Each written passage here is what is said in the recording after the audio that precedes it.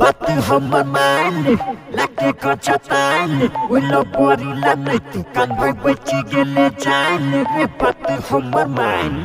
लागे कच्चा तान उलो बोरी लाने तू कान भाई बची गेले जान रे याई कहो छियौ एगो बात सुन के लगतौ तोरा साथ छौरी सभे नागिन होय छै डसे बाली से तू बात हमर मान ले लाके गजा तान ले ओइलो बोरी लानै तू कान भाई बची गेले जान ले रे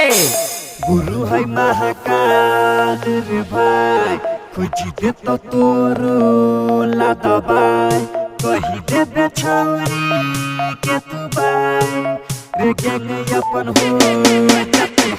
बात हमर मान ले लाके खर्चा तान ले ओइलो बोरी लानै तू कान भाई बची गेले जान ले रे बात हमर मान ले लाके खर्चा तान ले ओइलो बोरी लानै तू कान भाई बची गेले जान ले रे ओइलो बोरी लानै तू कान भाई बची गेले जान ले रे आंचल रिकॉर्डिंग स्टूडियो भाई पहले तो ऊ बाबू सोना खेलतो दिल से जेना खिलौना कहतो छौरी धड़कन छे तू दोसर छौरा ल मारतो मुख निर्लज्जिया के नहीं हाय लगै छै बिना मेकअप के उडाइन लगै छै भूल जो ऊ बियाह करै छै दूरा पर आई आगोई अबै छै आद क के ओकरा कनबे रोज काट भिजतो खाई आबेला भोज ओइसे तोरा कहै छियौ बात हमर मान ले लाके कर्जा तान ले ओइला बोरी लानै तू कान भाई बची गेले जान ले रे बात हमर मान ले लाके कर्जा तान ले ओइला बोरी लानै तू कान भाई बची गेले जान ले रे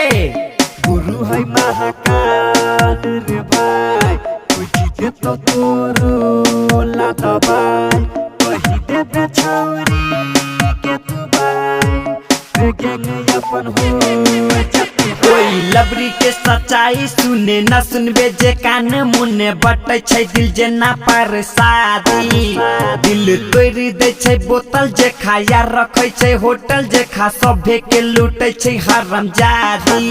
ओना न रहे तू उदास कोनो काम करे खासे दूर होके पछताई उहो बौआ ओकर पासा होतै कुत्ता सन सासू मारतै दाना दन खैला काव काव करतै जेना कौआ